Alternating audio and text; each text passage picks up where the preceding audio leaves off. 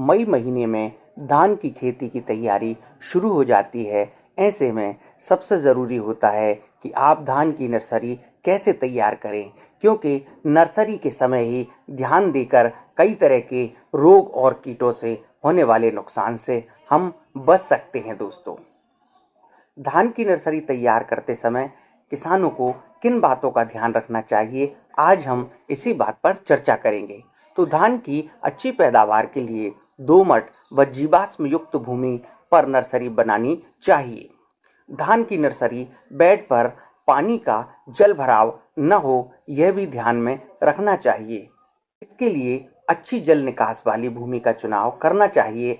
1 hectare क्षेत्रफल में धान की खेती के लिए 800 से 1000 वर्ग मीटर स्थान धान की नर्सरी के लिए पर्याप्त होता है।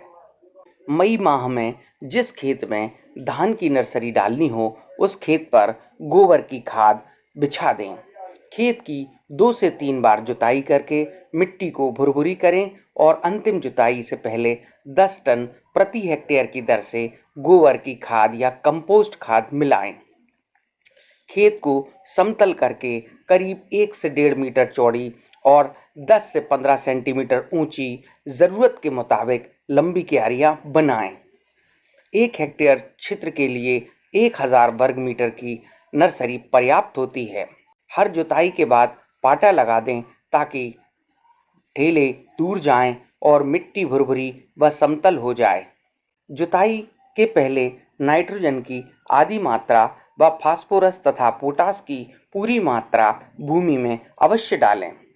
नर्सरी के लिए 1 से 1.5 मीटर चौड़ी व 4 से 5 मीटर लंबी क्यारियां बनाना सही रहता है, क्योंकि क्यारियों के चारों तरफ पानी निकलने के लिए नालियां जरूर बनाएं।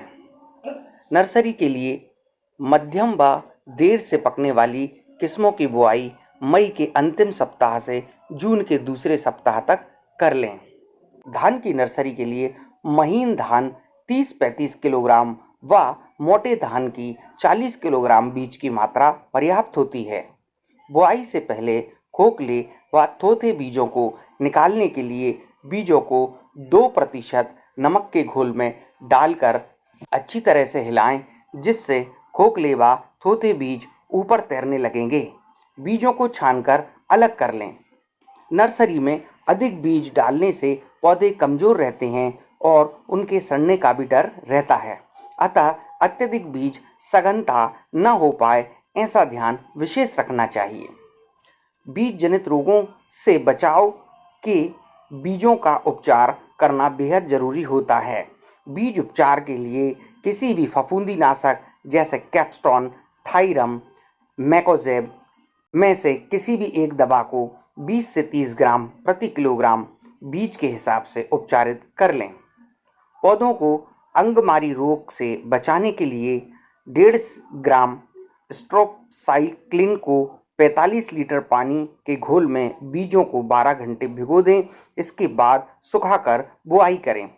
बीज की अंकुरण क्षमता को बढ़ाने और पौधों की बढ़वार तेज करने के लिए 400 मिलीलीटर सोडियम हाइपोक्लोराइट व 40 लीटर पानी के घोल में 30 से 35 किलोग्राम बीजों को भिगोकर सुखाकर बुआई करें। 24 घंटे पानी में भिगोकर 36 से 48 घंटे तक ढेर बनाकर रखना चाहिए, जिससे बीज में अंकुरण प्रारंभ हो जाता है। इस अंकुरण बीज को खेत में लेप लगाकर 2 सेंटीमीटर खड़े पानी में छिड़काव विधि से बोया जाना चाहिए। धान की नर्सरी में 100 किलोग्राम नाइट्रोजन और 50 किलोग्राम फास्फोरस प्रति हेक्टेयर की दर से प्रयोग करें। ट्राइकोडर्मा का एक छिड़काव नर्सरी लगाने के 10 दिन के अंदर कर देना चाहिए। बुआई के 10 से 14 दिन बाद एक सुरक्षात्मक छिड़काव रोगों और कीटों के बचाव के लिए खैरा रोग के लिए एक सुरक्षात्मक छिड़काव 5 किलोग्राम जिंक सल्फेट का 20 किलो यूरिया या 2.5 किलो बुझे हुए चूने के साथ 1000 लीटर पानी के साथ प्रति हेक्टेयर की दर से पहला छिड़काव बुआई के 10 दिन बाद और दूसरा 20 दिन बाद करना चाहिए। सफेदा रोग के नियंत्रण हेतु 4 किलो फेरस सल्फेट का 20 किलो यूरिया के घोल के साथ मिलाकर छिड़काव करना चाहिए। झोंका रोग की रोकथाम के लिए 500 ग्राम कार्बनडिजिम 50% WP का प्रति हेक्टेयर छिड़काव करें। नर्सरी में पानी का तापक्रम बढ़ने पर उसे निकालकर फिर से पानी देना सुरक्षित होता है। नर्सरी में खरपतवार दिखाई दे तो उन्हें निकालकर नष्ट कर दें। इसके बाद नाइट्रोजन का इस्तेमाल करें।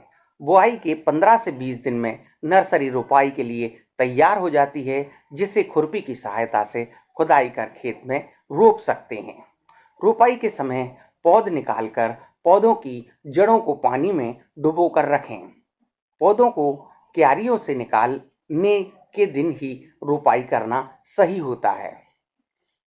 तो ये थी जानकारी धान की नर्सरी बनाते समय हमको किन किन बातों का विशेष ध्यान रखना चाहिए। दोस्तों, यदि हमने ध्यान से धान की ये नर्सरी तैयार की तो निश्चित रूप से हमारी फसल बहुत अच्छी होगी। यदि आपको ये वीडियो पसंद आए तो प्लीज़ आप हमारे इस चैनल को सब्सक्राइब करें, लाइक करें, कमेंट करें। बहुत बहुत धन्यवाद। जय हिंद, जय भारत।